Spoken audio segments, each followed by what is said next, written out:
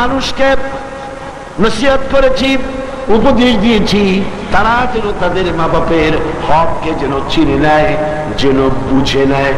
কারণ হলো মানুষের প্রধানতম দায়িত্ব হলো আল্লাহর উপরে ঈমান আনা, আর তারপরে দায়িত্ব হলো আল্লাহর উপরে ঈমান নিষ্ঠা আনুগত্য করার পরে পারিবারিক কর্তব্য পালন হলো প্রথম দায়িত্ব। আর সেই প্রথম দায়িত্বের শুরুতে উচ্চ স্থান হলো আল্লাহর পরে, উচ্চ স্থান হলো মা বাপের। সুবহানাল্লাহ। আল্লাহর পরে, আল্লাহ রাসূলের পরে সবচাইতে উচ্চ স্থান কার? আল্লাহর আনুগত্যের পরে মা বাপের আনুগত্য যেন মানুষ করে। এজন্য আল্লাহ রাব্বুল আলামিন তিনি বলছেন, وَقَضَى رَبُّكَ أَلَّا تَعْبُدُوا إِلَّا إِيَّاهُ وَبِالْوَالِدَيْنِ إِحْسَانًا। তোমার রবের পক্ষ থেকে এটা ফয়সালা হয়ে গিয়েছে, এটা চূড়ান্তভাবে ফয়সালা হয়েছে যে আমি আল্লাহর পরে, আমি আল্লাহর ইবাদতের পর এহসান করতে হবে, উপকার করতে হবে, ভালোবাসতে হবে, মহব্বত করতে হবে, এহসান করতে হবে মা বাপের। কার? চিল্লাইবেন কার? মা বাপের আনুগত্য করা, হুকুম মানা আল্লাহ পাক ফরজ করে। আল্লাহ পাক শিখালেন, ইম্মা ইয়াবলুগান্নাল কিবারা আহাদুহুমা আও কিলাহুমা ফালা তাকুল লাহুমা উফফিন ওয়ালা তানহারহুমা ওয়া কুল লাহুমা কাওলান কারীমা। আল্লাহ পাক বলছেন, তাদের মধ্যে একজন অথবা উভয় তোমাদের সম্মুখে যখন বার্ধক্যে পৌঁছে যায়, তাহলে তাদেরকে তাদের সামনে এই শব্দটি পর্যন্ত বলো না, এবং তাদেরকে ভর্ৎসনা করো না, ধমকের স্বরে কথা বলো না, মাথা উঁচু করে ধমকের স্বরে চোখ রাঙায় কথা বলো না, বরং আদবের সাথে সম্মানের সাথে কথা বলো। সুবহানাল্লাহ। মা বাবার সাথে কেমনে কথা বলতে হবে আল্লাহ পাক শিখায় দিচ্ছেন। মা বাবার সঙ্গে কথা বলবা ভদ্রতার সাথে, সম্মানের সাথে, এবং তাদের সঙ্গে, তাদের সাথে দোয়া করতে হবে আল্লাহ রাব্বুল আলামিনের কাছে। আল্লাহ পাক শিখাচ্ছেন, ওয়াফিদ লাহুমা জানাহাদ যুল্লি মিনার রাহমা ওয়া কুর রাব্বিরহামহুমা কামা রাব্বায়ানি সগীরা। হে পরওয়ারদিগার, এভাবে দোয়া করো। মা বাপ তাদের জন্য নরম এবং বিনীত হয়ে তাদের সামনে অবনত হও, করুণার ডানা বিছায়া দাও। মা বাবার জন্য কি করো? করুণার ডানা বিছায়া দাও, আর তাদের জন্য এইভাবে দোয়া করো, হে আমার রব, আমার শিশুকালে, আমার সহায়হীন সময়, আমার যখন কোনো উপায় ছিল না, পায়খানা করে বিছানায় পায়খানার ভিতরে পড়ে থাকতাম, সাফ করতে আমি পারি না, বলতেও পারি না, আমার ভাষা নাই, পেশাবের মধ্যে পৌষের শীতের রাতে পেশাবের মধ্যে পড়ে আছি, এত অসহায়, আমি না কাঁদলে কেউ আমার কাছেও আসে না, কথা বলতে পারি না। আমার অসহায় সময় আমার মা বাপ যেভাবে আমাকে স্নেহ করে লালন পালন করেছে, হে আমার মাবুদ, অকৃত্রিম স্নেহ দিয়ে আমাকে যেভাবে লালন করেছে, হে আল্লাহ, তুমি আমার মা বাপকে তোমার রহমতের কোলে লালন পালন করো। পরের সব আমার সাথে, রব্বিরহামহুমা কামা রাব্বায়ানি সগীরা। সবাই পড়েন, রব্বিরহামহুমা কামা রাব্বায়ানি সগীরা। আমার রব, আমার মা বাপের উপর রহমত করো, শান্তিতে রাখো। আপনারা প্রত্যেক নামাজের মুনাজাতে আপনারা যখনই দোয়া করবেন এই দোয়াটা পড়বেন, মনে থাকবে? মনে থাকবে? খবরদার বলে যাবেন। সূরা বনী ইসরাঈলের এই দুটি আয়াতের মধ্যে কয়েকটি শিক্ষা পাওয়া যায়। প্রথম হচ্ছে, মুমিনের উপর আল্লাহ রাব্বুল আলামিন আল্লাহর পরে সবচেয়ে বড় অধিকার করে দিয়েছেন পিতামাতা। আল্লাহর পরেই অধিকার কার? পিতামাতা। আল্লাহর ইবাদতের পরই পিতামাতার সাথে ভালো ব্যবহার করার নির্দেশ দিয়েছেন আল্লাহ পাক নিজেই। আর 2 নম্বরে, মাতা পিতা বার্ধক্যে উপনীত হলে তাদের মেজাজের ভিতরে কিছুটা রুক্ষতা আসতে পারে না? মা বাপ যখন, মানুষ যখন বুড়া হয়ে যায় তখন মেজাজ কি ভালো থাকে নাকি? না না, এক পিড়ি সব বিমারি, একটা রোগী এক বার্ধক্য শত রোগের উৎস।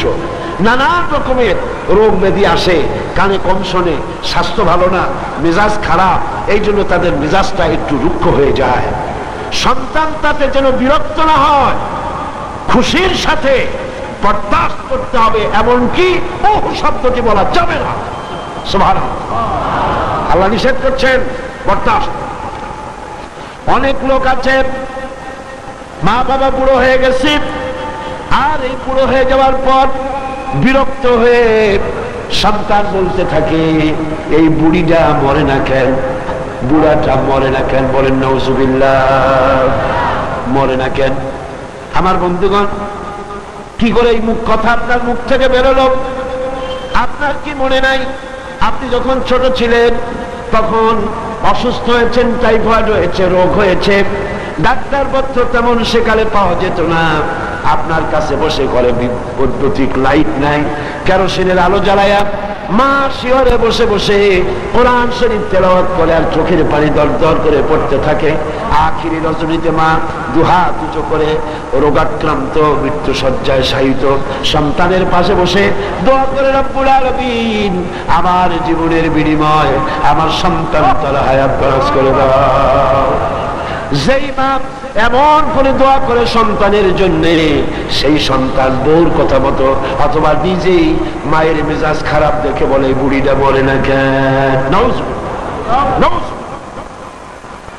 আল্লাহ পাক বলছেন, মাতা পিতার মান মর্যাদার দিকে লক্ষ্য রাখো। সূরা বনী ইসরাঈলের আয়াতে এই শিক্ষা পাওয়া যায়।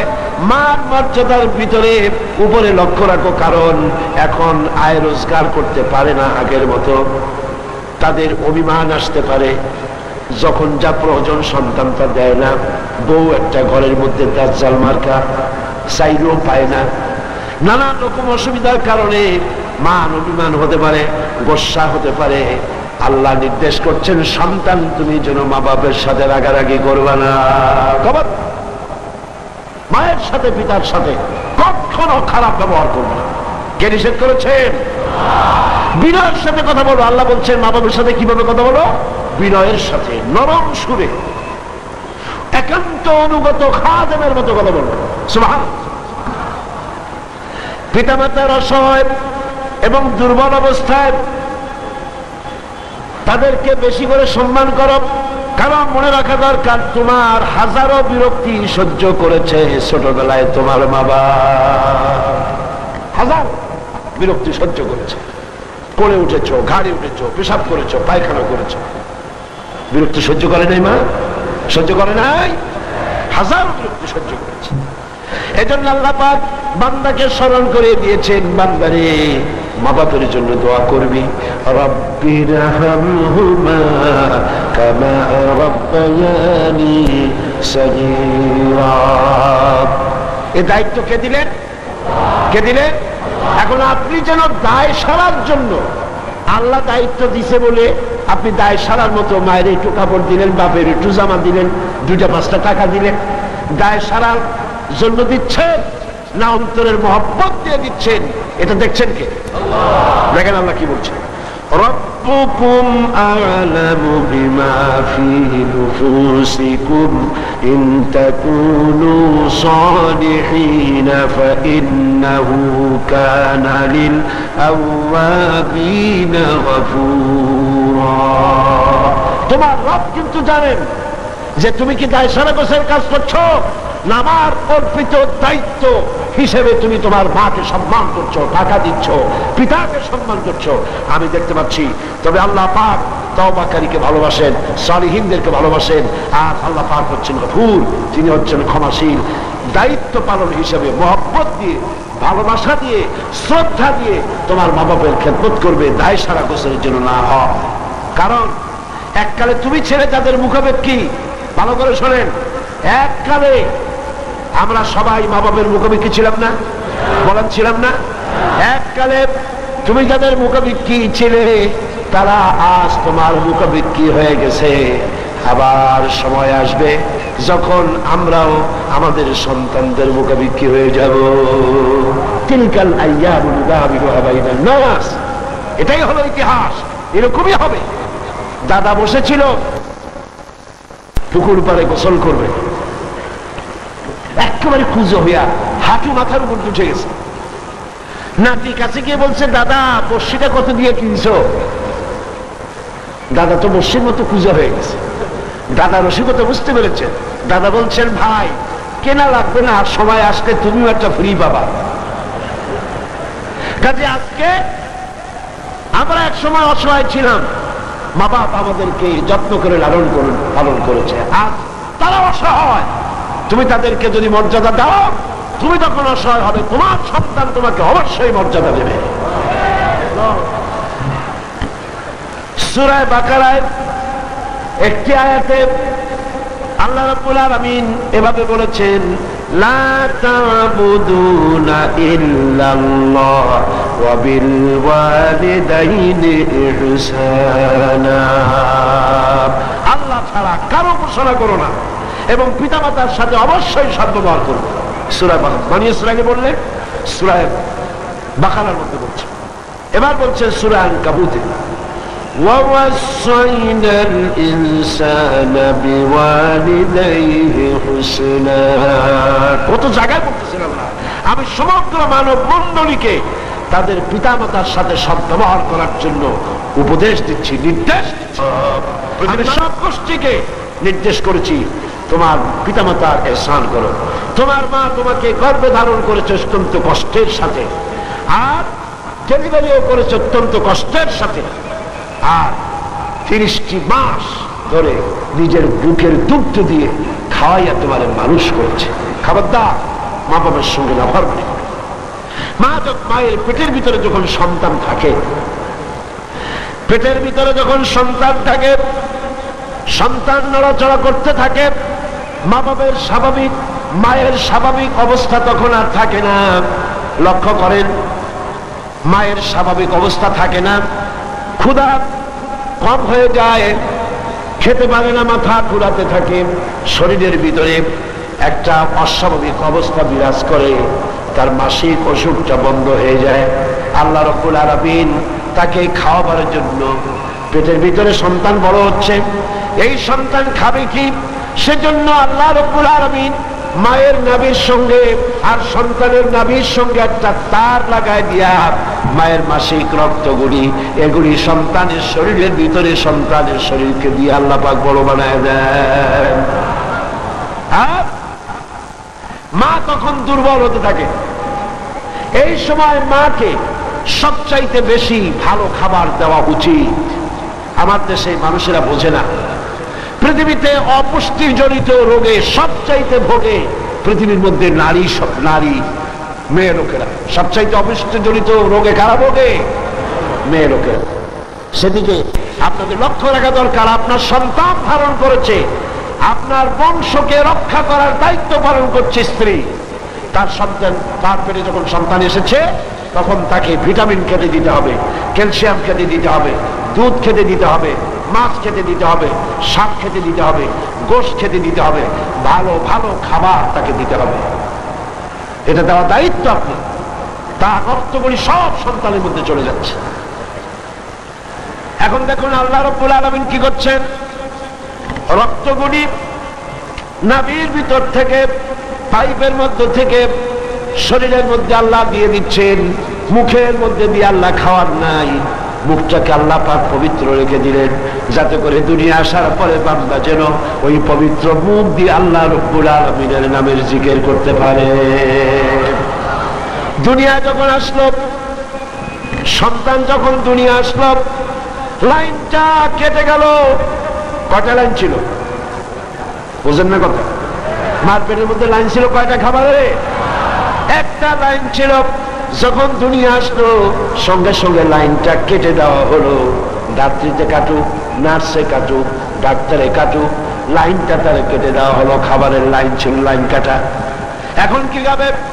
দেখুন আল্লাহ রাব্বুল আলামিনের কুদরত কত। মায়ের খেদমত কেন করবেন? পেটের মধ্যে বসে তার রক্ত খেয়েছেন, তার রক্ত দিয়ে আপনার শরীর বড় হয়েছে।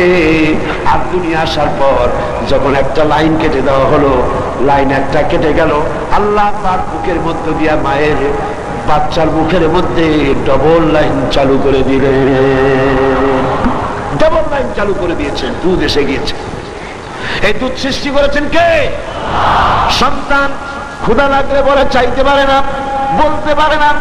আল্লাহ রাব্বুল আলামিন মায়ের কলিজার ভিতরে এমন আকর্ষণ দিয়েছেন সন্তানের প্রতি, সন্তান যখনই ক্ষুধা লাগে সন্তান কাঁদতে থাকে, আর কান্নার আওয়াজে মায়ের কলিজার ভিতরে অসহ্য বেদনা শুরু হয়ে যায়, সন্তানের প্রতি আকর্ষণ সৃষ্টি হয়ে যায়।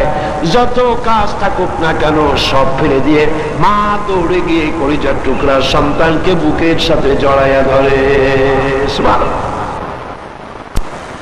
এই জন্য বাচ্চা যখন গর্ভে থাকে, আল্লাহ নবী বলেছেন, আল মারআতু ইযা হামিলাত কানা লাহা আজরুস সাইমিল কায়িম আল মুখবিতিল মুজাহিদ ফি সাবিলিল্লাহ। আল্লাহ পাকের নবী বলেন, মায়ের পেটে যখন সন্তান থাকে, এই সন্তান পেটে থাকার কারণে রাতের বেলা যে ঘুমাতে পারে না ঠিক মতো, সারা রাত দাঁড়ায় দাঁড়ায় ইবাদত করলে যত সওয়াব হইতো, আল্লাহ পাক মায়ের আমলনামায় সেই সওয়াব লিখে দেন। মা যে খেতে পারে না ঠিক মতো খেতে পারে না, এই জন্য 10টি মাস রোজা রাখতে পারে যে সওয়াব হতো মায়ের আমলনামায়, আল্লাহর নবী বলেন রোজার সওয়াব আল্লাহ পাক তার আমলনামায় লিখে দেন। সে যে কষ্ট বরদাস্ত করে, এই কষ্ট বরদাস্ত করার জন্য পেটে ধারণের কষ্ট আর ডেলিভারির কষ্ট বরদাস্ত করার কারণে পুরুষেরা জিহাদ করে যে সওয়াব পাবে, মা সন্তান সন্তান মানুষ করে সেই জিহাদের সওয়াব পাইয়া যাবে। জোরে বলেন সুবহানাল্লাহ। আমার বন্ধুগণ, এই সওয়াব আল্লাহ পাক মানুষকে দান করেছেন। মা বাপের খেদমত করতে বলেছেন, মাকে ভুলে যেও না, মায়ের প্রতি শ্রদ্ধাশীল হও, মায়ের জন্য আল্লাহর কাছে দোয়া করো, আমার কাছে মা বাপের জন্য প্রার্থনা করো। রব্বির হামহুমা কামা রাব্বায়ানি সগীরা। পড়েন সবাই, রব্বির হামহুমা কামা রাব্বায়ানি সগীরা। আয় আল্লাহ, আমার মা বাপ যেমন স্নেহ করে আমাকে লালন পালন করেছে, তুমিও আমার মা বাপকে তোমার রহমতের কোলে লালন পালন করো। এখানে একটা জিনিস লক্ষ্য করো, হামালাতহু উম্মুহু ওয়াহনান আলা ওয়াহনি, ওয়াহনান আলা ওয়াহনি। শান্তির পর শান্তি, কষ্টের পর কষ্ট। অর্থাৎ পেটে ধরার কষ্ট, ডেলিভারির কষ্ট, এই যে কষ্ট মা বহন করছে, এই কষ্টের ঋণ মানুষ সন্তানেরা কোনদিন শোধ করতে পারবে না। পারবে?